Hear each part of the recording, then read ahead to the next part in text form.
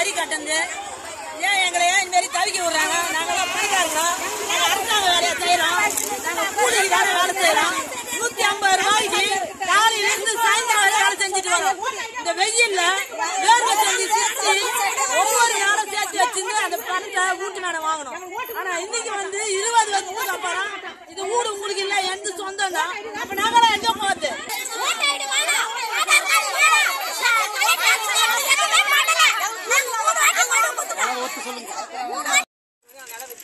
அவர் பேர் சம்பூர் செட்டி, துரை செட்டி.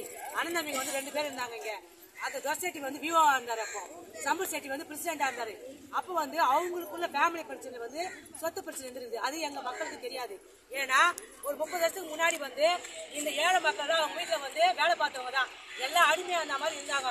அவங்க போடுற பூவோ தண்ணியோ குடிச்சுட்டு தான் வாழ்க்கை நடத்துறாங்க. ஏன்னா அவங்க சொன்னதா தீர்ப்பு, அவங்க சொன்னதா சட்டம், அவங்க சொன்னதா வந்து உண்மை நம்மள ஜனங்கள். இவங்க ஒரு படிப்பறிவு இல்லாத மக்கள் கிட்ட வந்து ஒரு பொய்யான அவங்க சொத்து இல்லாத வந்து அவங்க வித்துட்டாங்க. இந்த வித்த பிற்பாடு இப்ப 30 வருஷம் கழிச்சு இங்க ஒரு நபர் ராமபுத்தி ஒருத்தர் வந்து வாங்கியிருக்காரு. அதை அவர் வந்து எங்களுக்கு வந்து இது எங்க நிலன்னு சொல்றாங்க. எங்க நிலம் சொல்றப்போ 30 வருஷமா நாங்க ரிஜிஸ்டர் பண்ணப்போ ரிஜிஸ்டர் நம்பர் பொய்யா, இல்ல ரெவன்யூ டிபார்ட்மெண்ட் பிஓ பொய்யா, இல்ல இந்த பஞ்சாயத்து பிரசிடண்ட் பொய்யா, இங்க இருக்கிற வார்டு நம்பர் கவுன்சிலரு இந்த தலைவர் இவங்க எல்லாம் எங்க இருக்காங்க? ஏன் 1 வருஷமா அந்த பிரச்சனை நடக்குது? ஏழை மக்களுக்கு ஏன் தீர்வு காணல? அந்த ராமமூர்த்தி இங்க வந்து என் சொத்துன்னு சொல்லியிருக்காரு. அவர் சொன்ன பிற்பாடு நாங்க போயிட்டு எங்க லிமிட்ல இருக்கிற வெங்கல் ஸ்டேஷனுக்கு நாங்க கம்ப்ளைண்ட் கொடுத்துருந்தோம். அவங்க டாக்குமெண்ட்ஸ் கொடுத்துருக்காரு, இந்த சொத்துக்கு நான் தான் சொந்தக்காரன்னு. அப்போ சம்பூர் செட்டி அவங்க ஏன் வரல? நெக்ஸ்ட் பாத்தீங்கன்னா இங்க ஊத்துக்கோட்டை டிஎஸ்பி வந்து அங்க கம்ப்ளைண்ட் கொடுத்துருக்கோம். அங்க போனாலும் துரை சம்பூர் செட்டி இங்க வரல. அவங்க ஏன் வரல? அவங்க ஏன் வரல? அப்போ வந்து இதே ராமமூர்த்தி அந்த நபர் என்ன பண்றாருன்னா அவங்க வச்சுக்கிற குடும்ப உண்மைதான் அவங்க மேல கொடுத்துட்டு மறுபடியும் அந்த இடத்த வந்து அவர் ஆக்ஷன் எடுக்கிறாரு. எங்களால ஒண்ணுமே பேச முடியல.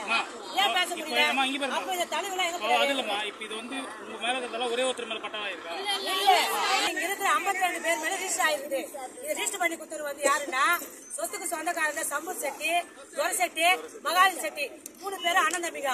இந்த ஜனங்களை ஏமாத்துறதுன்னா ரீசன். இதுக்கு நாங்க போய் கேட்டா எந்த பதிலுமே இல்ல. இந்த நபர் வந்து இது ஏன் சொத்துன்னு மொத்தமா ரவுண்ட் பண்ணிட்டாங்க. இருக்கிறதே அங்க நிக்குது. நெக்ஸ்ட் வந்து நாங்க கலெக்டரேட்ல மனு கொடுத்தோம். மனு கொடுத்தா எந்த ரெஸ்பான்ஸ் இல்ல. அதுக்கு எங்களான அந்த ஃபார்ம் இருக்கிறோம் கொடுத்த ரிசிப்ட். நெக்ஸ்ட் பாத்தீங்கன்னா சிஎம் செல்லுக்கு ஒரு பெட்டிஷன் அனுப்பிச்சோம். அதுக்கு வெங்கல் ஸ்டேஷன்ல வந்து பண்ணிட்டு போயிட்டாங்க. இப்போ வந்து எங்களுக்கு யாருமே தீர்வு காணல. இந்த இடத்துக்கு இப்ப எங்க தலைவர் வரணும், பஞ்சாயத்து தலைவர், இங்க இருக்கிற கவுன்சிலர் வரணும், வார்டு மெம்பர் வரணும், இங்க வைஸ் பிரசிடன்ட் வரணும். இந்த மக்கள் எல்லாம் யாரு? நீ இதுக்கு என்ன ஆகுற? ஏன் இதுக்கு தீர்வு காணல? 1 வருஷ காலமா நாங்க போராடுறோம். இவங்க எல்லாம் ஏன் என்ன பண்ணிருக்காங்க? எங்களுக்கு நான் நாட்டில் பிரச்சனைனா எனக்குன்னு எந்த ஒரு அடையாளம் இல்லாத இருக்கேன். அது எப்படி இல்லாம இருக்கு போவா? நான் ஐடி வச்சு, ஆதார் வச்சு, பேன் கார்டு வச்சு, ஸ்மார்ட் கார்டு வச்சு ரிஜிஸ்டர் பண்றேன். ரிஜிஸ்டர் போய்யா, ரிஜிஸ்டர் ஆபீஸ் போய்யா, ஆர்ஐ தாசில்தாரா எங்கயா இருக்கா? எங்க இருக்கா?